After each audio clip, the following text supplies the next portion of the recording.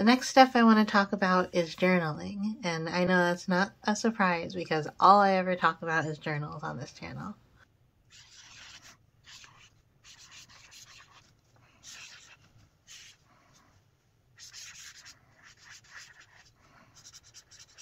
So something that you hear a lot is to write every day, and I believe that's very good advice.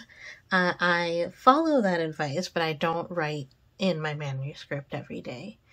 I don't even journal every day, which is something that I think is can come and go for me. Sometimes I do journal every single day. Sometimes I don't journal for like a whole month or even a whole season. But I always practice writing in some way or another. And I want to talk about different ways that you can practice writing when it doesn't involve just using your manuscript. But I also want to talk about journaling in general. Writing for your work and like writing in your manuscripts is not always possible, especially if you have a lot of different things going on, a lot of different jobs, and a lot of different responsibilities. It's not always possible for you to sit down at your manuscript and start working. But there's a lot of things that you can do in the meantime to help you work. And the first thing I want to talk about, of course, is journaling. So I do a lot of work in association with journals, I guess. I make journals. I tout journaling all the time. I think journaling is very important to the soul and the mind, and I think that everyone should do it in some capacity, even if it's just like taking notes for something. There's a lot of different ways to journal. One way that I talk about a lot on my channel is junk journaling, because I make junk journals like this. This is an example of a junk journal that I've made, and I will show it up close. Alright, so here's a junk journal that I've made. It's called Take a Bow, and it has lots of different options to journal in different ways. There's little hidden places to do more like diary entries, and there's different places where you can make lists. And then there's also different ways you can do memory keeping by doing some scrapbooking, and then you can get any sort of ephemera like tickets or something that you want to keep as a keepsake, and you can put it in the pockets. So there's lots of different ways you can use junk journals, and then you can also use junk journals in all of those different ways. You don't have to stick to one particular way of journaling in each book. So that's why I like junk journals. You can kind of like take it however is best for you, or you can also do like more of an eclectic kind of journaling, which is what I tend to do. So first we'll talk about the different ways that you can actually journal, because there's lots of different ways. So there could be junk journaling, like I just explained. That kind of encapsulates a lot of different ones. There's bullet journals. There's lots of bullet journalers on YouTube that you can follow. Amanda Rach Lee is my favorite. There are morning pages, which I believe comes from the book The Artist's Way. It's basically a way to do an extended brain dump, which is what we talked about in step 4. Every morning, you write 3 pages in your journal of stream of consciousness, whatever comes out. Diaries.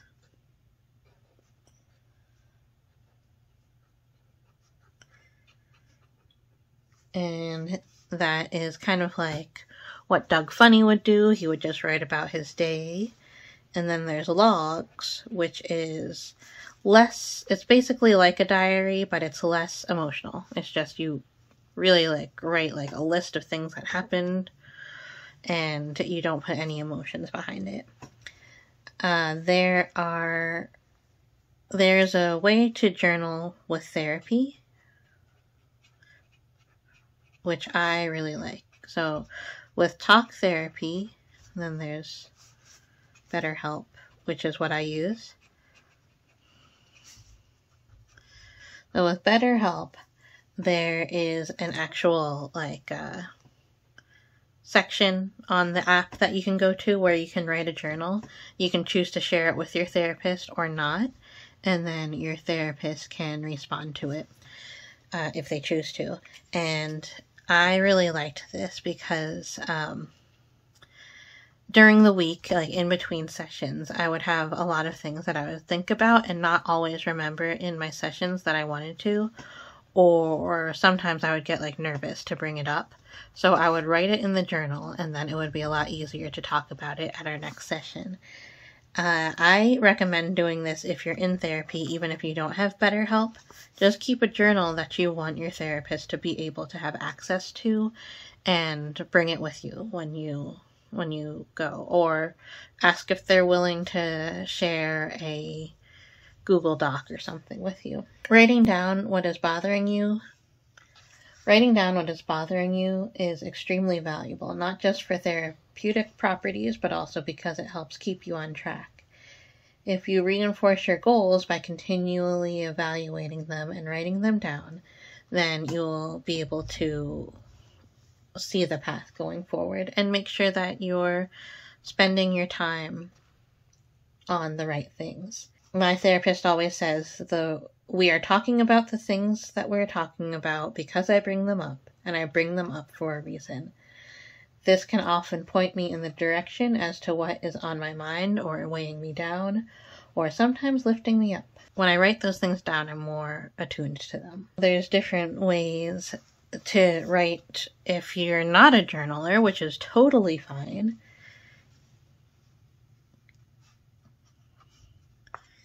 Emails, texts, text messages and emails, those are all dialogue. Those are all ways to practice dialogue. Another way to kind of hear how people talk also, because you don't have as much control over whether or not people are going to be sending you messages back. But if you do have a pen pal, then it's kind of an agreement that you're both going to keep your end of the bargain up, and they're going to talk back to you. So if they send a letter back, pay attention to how they write also, because that is going to teach you a lot. And then the last way you can practice writing, if it has nothing to do with your manuscript, is to keep a blog. Now, sometimes blogs can be related to your writing, or sometimes they can be more educational or more article-based, more like you're writing essays. That can help in the grand scheme of writing a little bit more. Some of these are more like the dialogue and like the little parts about writing, but when you write essays, then you need to make sure that your whole piece from top to bottom, it all serves the right purpose. So, serve your purpose. Nope. So now I'm gonna just journal a little bit, kind of the way that I would normally do my kind of junk journals. So I'm just gonna show that and talk you through how I do it. But something I want to talk about is that I've been journaling pretty regularly. Like I said, I drop in and out. It's always there for me. I've been doing it probably since I was 12. And my first journal was on a yellow legal pad. And that is what started this all. I really had the need to write something out, and I was pretty emotional, I think, as a 12-year-old. And I needed to just get stuff out.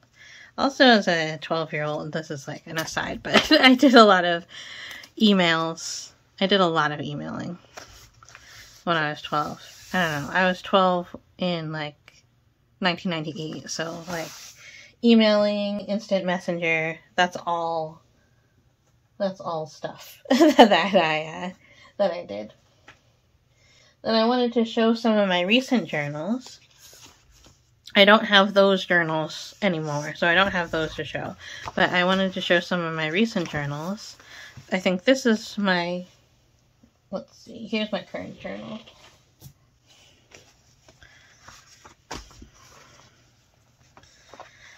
And I think I haven't started this part yet, or the back one, but I have been keeping this one for a while now. I think 2 years. Yeah, a little over 2 years. So I have some different art journal things, like just some drawings that I did. Some of these drawings, I know I did this drawing during a therapy session, because sometimes I just need to be doing something. Then some of these were inner healing group sessions. So this notebook was in here too when I was doing some of the inner healing group sessions. So I have my notes on that. And then just like the regular like journal stuff that I talk about, you know, like what's on my mind, what has been happening to me and how I feel about it. So I don't really myself go crazy. This is when I saw Deadpool. I don't go crazy with like the ephemera and stuff on most cases, but I do draw a lot. I drew this ostrich, or maybe that's an emu, I don't know, a mole and a fish. Then here's some from recent years. October 2020 to February 2021. This is like, you know, during pandemic. I turned 35. I did a lot more art journaling then. I wasn't making journals yet, so like I got a lot of like creativity out by doing these. I use stickers in my journals. Here's like the turn of the year. So New Year, I wrote down my goals, and then my focus word was healing that year. Yeah, I did a lot more stickers and decorations back then. Oh, here's a good one. This was my word count when I was doing NaNoWriMo that year. Yeah, so this is just some more like decorations. So I had a lot of projects to do, so this was more my bullet journal phase. This is, I was doing some writing. This is when I started to work on journals conceptually. Yeah, so I was still kind of in the stickery phase of decorations. And like, this is kind of how I did bullet journals. They're like, more like each month was like a special thing. And then here's where I started to get a little bit more creative when it comes to the bullet journals. Like I have this gem that I put across 3 pages. I did some more drawing and more pasting in. I put that moon there. I think I was putting these on Instagram actually at the time. One of my goals, and to be complete, was my focus word that year for 2022. And then you can see that there's some days where I don't paste anything in and I just write. And sometimes I go through like big swaths of that. Here's like a calendar and some checklists. This is a fairly recent one. This is from last Christmas, so I was writing. I went to a class, which I'm going to be talking about soon. This class was a writing class where I learned some things that I find very helpful. Then I have some drawings of some pieces that I wanted to make. Then, yeah, some goals for the new year of 2023. And then basically, or for the end of the year of 2023, and then my goals for 2024. Then I started drawing. I started a cartoon class, and this is so fun. It's fun to look back on your journals. Yeah, so I was doing this drawing class, cartooning class, and I have some cartoons that I did. This was a weird project that was in the cartooning class.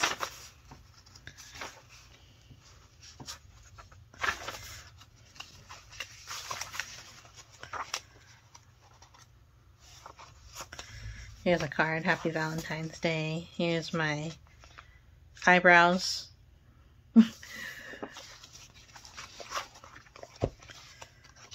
And then, yeah, lots of checklists. Every day I need something different. I always date my journal entries no matter what. I mean, you know, I try. I try to always date my journal entries. So this is... Today is Election Day. 2024. So I wanted to put some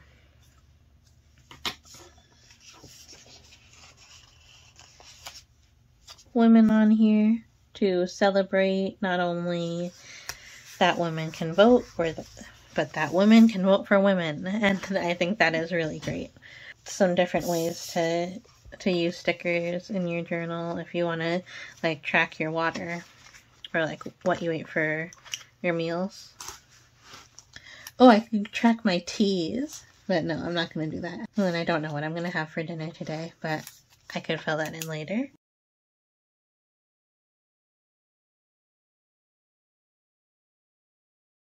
I have a today. I can put today there.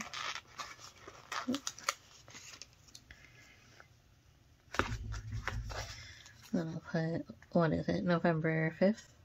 And for YouTube,